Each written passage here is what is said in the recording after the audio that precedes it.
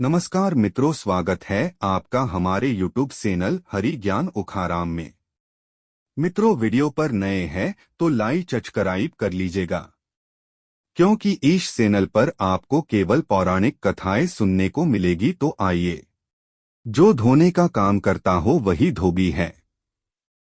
यहाँ धोबी कपड़े नहीं धो रहा है, बल्कि भगवान के भक्त को धो रहा है।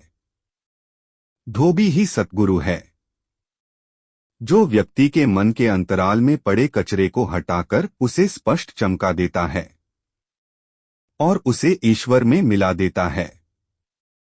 ये धोबी का किरदार बड़ा विवादित रहा है, बड़ा अजीब रहा है।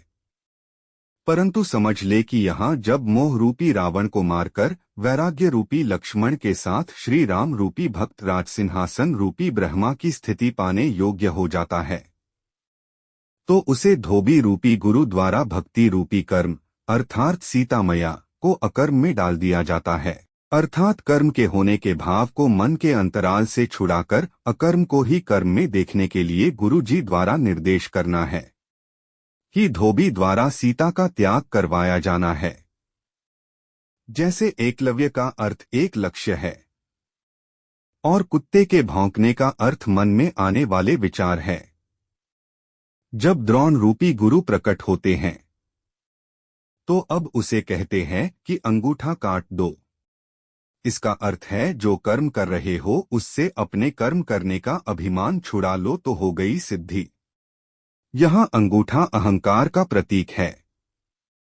बस ऐसे ही धोबी ने यहाँ किया है। गुरु जी ही धोबी है।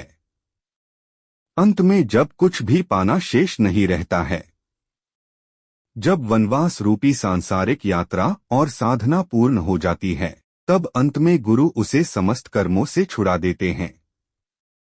श्री कृष्ण गीता में कहते हैं कि जब योगी ऐसी स्थिति में आ जाता है कि जब वो मुझ में प्रवेश योग्य हो जाए तो फिर उसके लिए कुछ भी करना शेष नहीं रहता और न ही इसके लिए कोई कर्म शेष रहता है।